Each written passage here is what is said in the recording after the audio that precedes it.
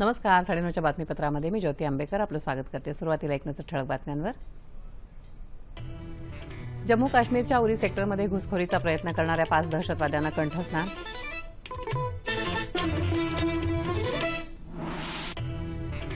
दहशतवाद हा मानवतेला सर्वात मोठा धोका. दहशतवादाचा बिमोड करण्यासाठी एकत्रित प्रयत्नांची गरज पंतप्रधान. आयकर विवरणपत्र आणि पॅन कार्डसाठी आधार कार्ड अनिवार्य करण्याला सर्वोच्च न्यायालयाची अंशतः स्थगिती. कर्जमाफीसह शेतकऱ्यांच्या विविध मागण्यांसंदर्भात शेतकरी संघटनांशी चर्चा करण्यासाठी उच्चाधिकार मंत्रिगटाची नियुक्ती.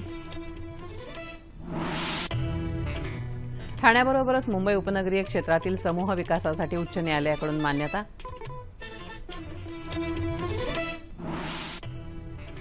भिवंडी महापालिकेच्या महापौरपदी काँग्रेसचे जावेद दळवी तर उपमहापौरपदी शिवसेनेचे मनोज काटेकर यांची निवड. आणि दूरदर्शनच्या सह्याद्री वाहिनीकडून देण्यात येणारे सह्याद्री नवरत्न पुरस्कार जाहीर.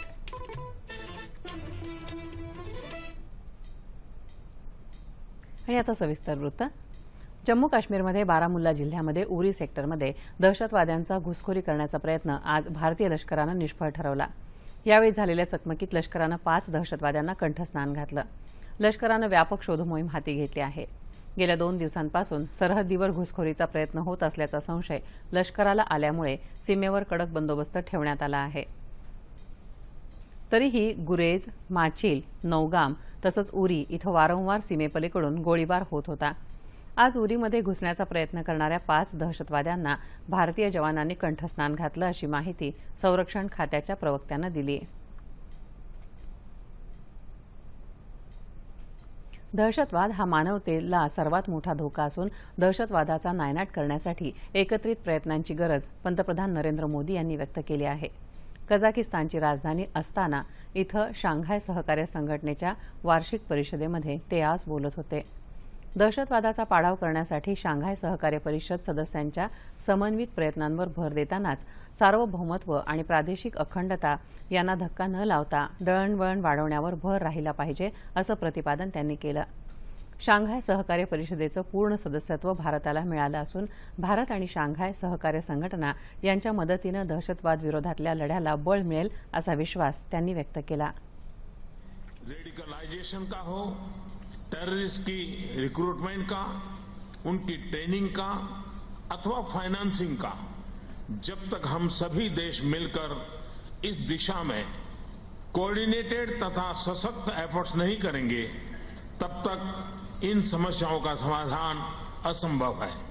मुझे पूरा विश्वास है कि भारत एससीओ सहयोग आतंकवाद के खिलाफ लड़ाई को एक नई दिशा तथा शक्ति प्रदान करेगा. पंतप्रधान नरेंद्र मोदी यांनी चीनचे राष्ट्राध्यक्ष शी जिनपिंग यांची शांघाय सहकार्य संस्थेच्या वार्षिक शिखर परिषदेदरम्यान कझाकिस्तानची राजधानी अस्ताना इथं भेट घेतली. भारत आणि चीन यांच्यातल्या संबंधांबद्दल आणि हे संबंध अधिक वृद्धिंगत कसे होतील याबाबत चर्चा झाल्याचं पंतप्रधानांनी या भेटीनंतर ट्विटरवर म्हटलं आहे. पॅन कार्डसाठी आणि आयकर विवरणपत्र भरण्यासाठी आधार क्रमांक अनिवार्य करणाऱ्या प्राप्तिकर कायद्यातल्या तरतुदीच्या अंमलबजावणीला सर्वोच्च न्यायालयानं आज अंशतः स्थगिती दिली. खासगीपणा जपणाऱ्या अधिकारासंदर्भातल्या मुद्द्यांबाबत घटनापीठाचा निर्णय येईपर्यंत आधार क्रमांकाशिवाय पॅन कार्ड अवैध मानण्यात येणार नाही असं न्यायालयानं स्पष्ट केलं आहे. आधार योजना आणि खासगीपणा जपणारा अधिकार यासंदर्भातला मुद्दा घटनापीठाकडे सोपवण्यात आल्यामुळे आज हा मुद्दा विचारात घेतला नाही असंही न्यायालयानं म्हटलं आहे. आधार योजनेतून कोणतीही माहिती बाहेर जाऊ नये यासाठी सरकारनं योग्य ती पावलं उचलावीत असे निर्देश न्यायमूर्ती A.K. सिकरी आणि अशोक भूषण यांच्या पीठानं दिले. कर्जमाफीसह शेतकऱ्यांच्या विविध मागण्यांसंदर्भात राज्यातल्या निरनिराळ्या शेतकरी संघटनांशी चर्चा करण्यासाठी मुख्यमंत्री देवेंद्र फडणवीस यांनी महसूल मंत्री चंद्रकांत पाटील यांच्या नेतृत्वाखाली एका उच्च अधिकार मंत्रिगटाची नियुक्ती केली आहे. कृषी मंत्री पांडुरंग फुंडकर, वित्तमंत्री सुधीर मुनगंटीवार, सहकार मंत्री सुभाष देशमुख, जलसंपदा मंत्री गिरीश महाजन, परिवहन मंत्री दिवाकर रावते हे या उच्चाधिकार मंत्रिगटाचे सदस्य असतील. हा उच्चाधिकार मंत्रिगट सर्व शेतकरी नेत्यांशी चर्चा करेल आणि त्यांच्या मागण्यांसंदर्भात आपला प्रस्ताव निर्णयासाठी शासनाकडे सादर करेल असं मुख्यमंत्र्यांनी सांगितलं. कोणतेही प्रश्न हे चर्चेतूनच सोडवले जात असतात. शेतकऱ्यांच्या प्रश्नावर शेतकरी नेत्यांशी चर्चा करण्याची शासनाची तयारी आहे, याचा पुनरुच्चार करत शेतकरी नेत्यांनी चर्चेतून मार्ग काढावा असं आवाहनही मुख्यमंत्र्यांनी केलं आहे. राज्यातल्या पोलीस, अग्निशमन आणि आपत्कालीन रुग्णवाहिका सेवा 112 या एकाच क्रमांकावर आणताना सामान्य नागरिकांना मिळणारा प्रतिसाद तातडीनं आणि विनाविलंब मिळावा, यासाठी यंत्रणांनी समन्वय ठेवावा. तंत्रज्ञानाच्या मदतीनं आपत्कालीन परिस्थितीमध्ये सामान्यांच्या दारापर्यंत सेवा पोहोचवण्याचा प्रयत्न करावा, असं आवाहन मुख्यमंत्री देवेंद्र फडणवीस यांनी केलं आहे. महाराष्ट्र आपत्कालीन प्रतिसाद सेवेच्या डायल 112 क्रमांकाबाबत मुंबईत घेतलेल्या आढावा बैठकीमध्ये ते आज बोलत होते. पोलीस, अग्निशमन, रुग्णवाहिका याबरोबरच महिला, बालकं आणि ज्येष्ठ नागरिकांसाठीच्या हेल्पलाईन सेवा या आता 112 क्रमांकावर ठेवण्यात येणार आहेत. या सेवेसाठी पुणे आणि नागपूर इथं मध्यवर्ती कॉल सेंटर प्रस्तावित असल्याची माहिती यावेळी देण्यात आली. गेल्या 3 वर्षांमध्ये पंतप्रधान नरेंद्र मोदी यांच्या नेतृत्वाखालील भाजपा सरकारनं अनेक जनहिताच्या योजना राबवल्या. सरकारच्या प्रत्येक निर्णयाला जनतेनंही साथ दिली, असं भाजपचे जिल्हा प्रदेश प्रवक्ते अवधूत वाघ यांनी सांगितलं. सरकारच्या सर्व योजनांची, सर्व कामांची आणि महत्त्वाच्या निर्णयांची एकत्रित माहिती पत्रकारांना देण्यासाठी पनवेलमध्ये आयोजित पत्रकार परिषदेत ते बोलत होते. काळ्या पैशाच्या विरोधात सरकार एक देश एक कर हे सूत्र अंमलात आणत जीएसटी लागू केला, असे अनेक महत्त्वाकांक्षी निर्णय घेतले. शेतकऱ्यांना कर्जमाफी मिळावी यासाठी सरकार प्रयत्नशील आहे, असं सांगत पीक विमा योजना शेतकऱ्यांना लाभदायक ठरत आहे, असंही ते म्हणाले. मध्य प्रदेश इथं काँग्रेस उपाध्यक्ष राहुल गांधी यांच्या अटकेच्या निषेधार्थ तसंच राज्यातल्या शेतकऱ्यांना संपूर्ण कर्जमाफी मिळावी आणि हमी भाव मिळावा या मागण्यांसाठी सोलापूर युवक काँग्रेस आणि काँग्रेस विद्यार्थी संघटनेच्या वतीनं आज सोलापूरमध्ये निदर्शनं करण्यात आली. आमदार प्रणिती शिंदे यांच्या नेतृत्वाखाली जिल्हाधिकारी कार्यालयाबाहेर निदर्शनं करण्यात आली. निदर्शकांनी आपल्या मागण्यांचं निवेदन निवासी उपजिल्हाधिकारी अजित रेळेकर यांच्याकडे दिलं. वाशिम इथं शासनाच्या भूमिकेच्या निषेधार्थ जिल्हा काँग्रेस समितीच्या वतीनं आज मोर्चा काढण्यात आला. शेतकऱ्यांना सरकारनं वाऱ्यावर सोडलं आहे. निवडणुकीपूर्वी दिलेल्या आश्वासनांची पूर्तता केली नसल्याची टीका केली. आमदार अमित झनक, जिल्हा काँग्रेस अध्यक्ष दिलीप सरनाईक यावेळी उपस्थित होते. राज्यात सुरू असलेल्या शेतकरी आंदोलनामध्ये शेतकरी सहभागी होता, असं स्पष्ट करत आंदोलनात शेतकरी नाही तर राजकीय पक्षाचे कार्यकर्ते असल्याचा मुख्यमंत्र्यांनी केलेला आरोप आमदार बच्चू कडू यांनी फेटाळला. शेतकऱ्यांव्यतिरिक्त कुणीही या आंदोलनामध्ये सहभागी होत असेल तर त्यांचं स्वागतच आहे, असं ते म्हणाले. शेतकऱ्यांना हमीभाव मिळाला तर त्यांच्या बऱ्याच समस्या सुटतील, त्यामुळे हमीभावाची शिफारस करणारा स्वामीनाथन आयोग लागू करावा ही आपली मूळ मागणी असल्याचा पुनरुच्चार कडू यांनी केला. केंद्रातलं आणि राज्यातलं सरकार बदललं तरीही शेतकऱ्यांच्या आत्महत्या का थांबत नाहीत, असा प्रश्न आमदार कडू यांनी यावेळी उपस्थित केला.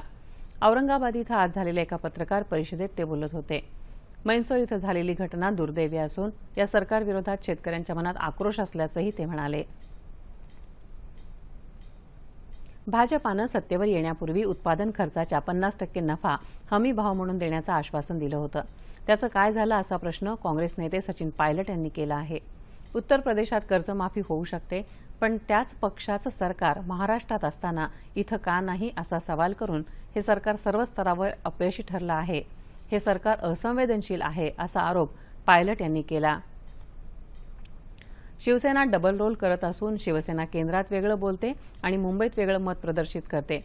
हिंमत असेल तर सेनेनं सत्तेतून बाहेर पडावं, अशी टीका पायलट यांनी यावेळी केली. भिवंडी महापालिकेच्या महापौरपदी काँग्रेसचे जावेद दळवी यांची निवड झाली आहे. 90 सदस्यांच्या पालिकेमध्ये जावेद दळवी यांना 62 मतं मिळाली, तर प्रतिस्पर्धी भाजपाचे उमेदवार प्रकाश टावरे यांना 28 मतं मिळाली. महापालिकेत काँग्रेसचे 47 नगरसेवक निवडून आले आहेत. भिवंडीच्या उपमहापौरपदी शिवसेनेचे मनोज काटेकर यांची निवड झाली, त्यांनाही 62 मतं मिळाली.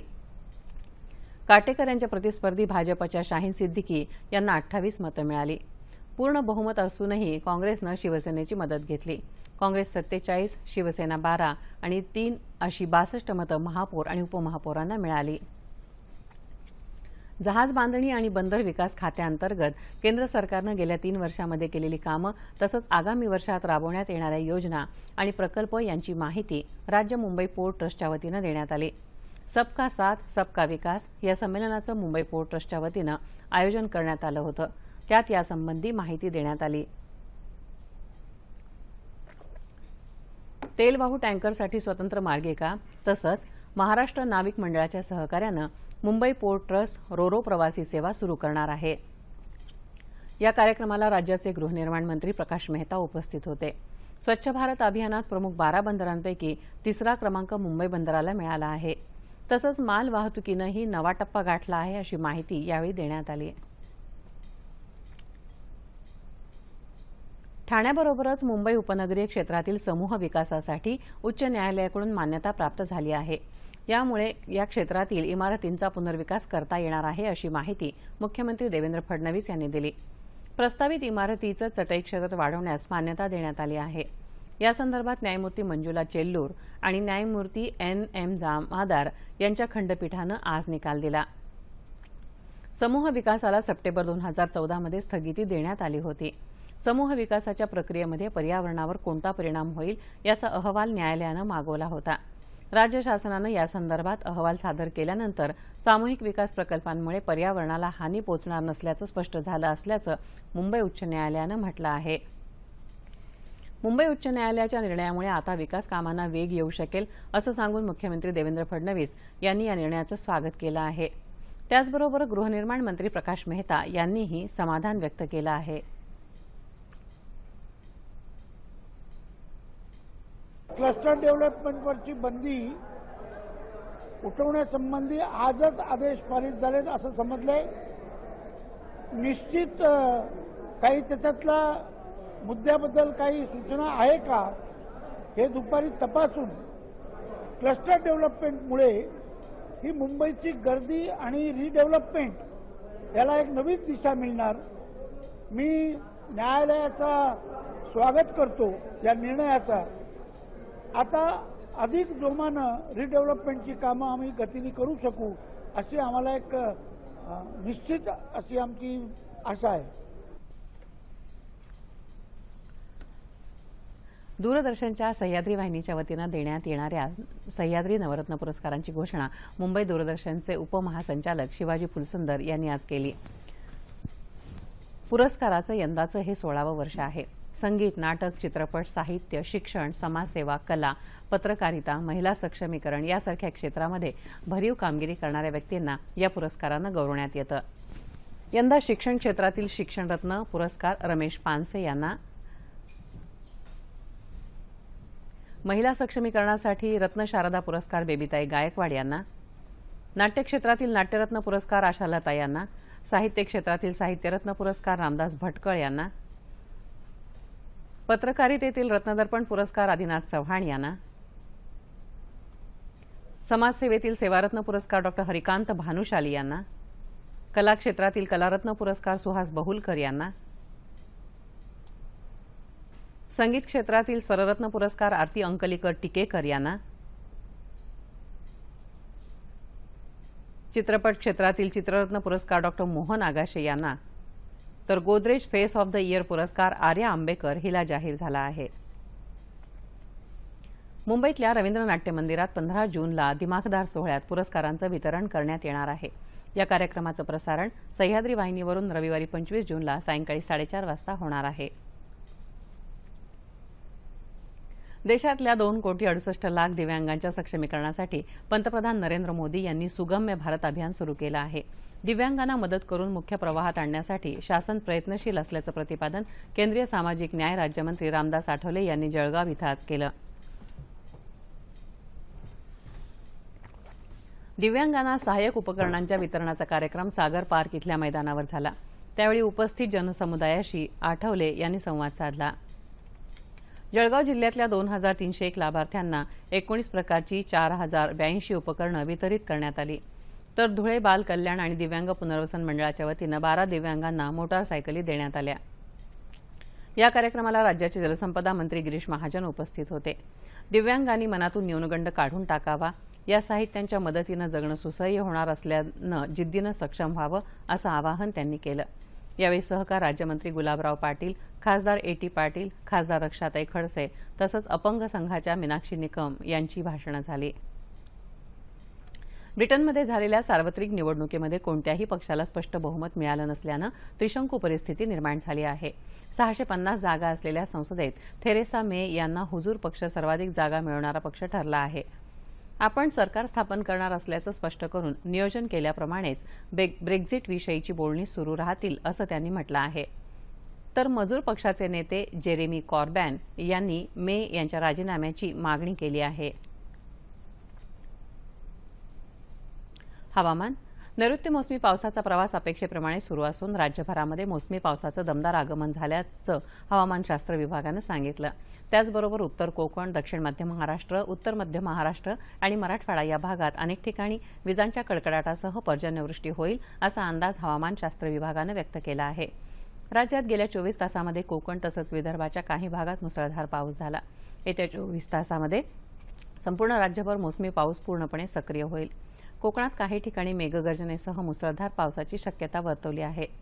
बुलडाणा इथं आज सायंकाळी 6 वाजल्यापासून रिमझिम पावसाला सुरुवात झाली. सिंधुदुर्ग जिल्ह्यामध्ये अनेक ठिकाणी संततधार वृष्टी सुरू असल्याचं वृत्त आहे. सोलापूर शहर आणि परिसरामध्ये आज सायंकाळी 7:30 नंतर दमदार पावसाला सुरुवात झाली. सोलापूर जिल्ह्यात मंगळवेढा इथं वीज पडून 70 मेंढ्या दगावल्या आहेत. संत दामाजी सहकारी साखर कारखाना रस्त्यावर रोकडे वस्ती इथं एका झाडावर वीज कोसळली. त्यामुळे झाडाखाली आश्रयाला थांबलेल्या 70 मेंढ्या दगावल्या. रायगड जिल्ह्यामध्ये महाडसह सर्वत्र जोरदार पावसाला सुरुवात झाली आहे. अहमदनगर जिल्ह्यात चांगला पाऊस झाला असून पेरणीची तयारी सुरू झाली आहे. तापमान अंश सेल्सिअसमध्ये मुंबई कमाल तापमान 32, किमान 24, नागपूर 40-27, पुणे 33-24, औरंगाबाद 32-22, नाशिक 31-23, कोल्हापूर 29-23, रत्नागिरी 29-24, सोलापूर 34-22 आणि अमरावती 33-25. ठळक बातम्या पुन्हा एकदा. जम्मू काश्मीरच्या उरी सेक्टरमध्ये घुसखोरीचा प्रयत्न करणाऱ्या 5 दहशतवाद्यांना कंठस्नान. दहशत हा मानवतेला सर्वात मोठा धोका. दहशतवादाचा बिमोड करण्यासाठी एकत्रित प्रयत्नांची गरज पंतप्रधान. आयकर विवरणपत्र आणि पॅन कार्डसाठी आधार कार्ड अनिवार्य करणारा सर्वोच्च न्यायालयाची अंशतः स्थगिती. कर्जमाफीसह शेतकऱ्यांच्या विविध मागण्यांसंदर्भात शेतकरी संघटनांशी चर्चा करण्यासाठी उच्चाधिकार मंत्री गटाची नियुक्ती. ठाण्याबरोबरच मुंबई उपनगरीय क्षेत्रातील समूह विकासासाठी मुंबई उच्च न्यायालयाकडून मान्यता.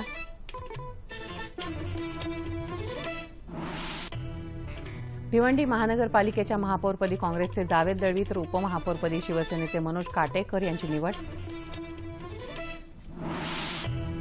आणि दूरदर्शनच्या सह्याद्री वाहिनीकडून देण्यात येणारे सह्याद्री नवरत्न पुरस्कार जाहीर.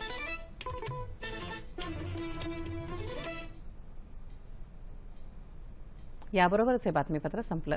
पुन्हा भेटूया उद्या सकाळी 8:30 वाजता आपल्या सह्याद्री वाहिनीवर. नमस्कार.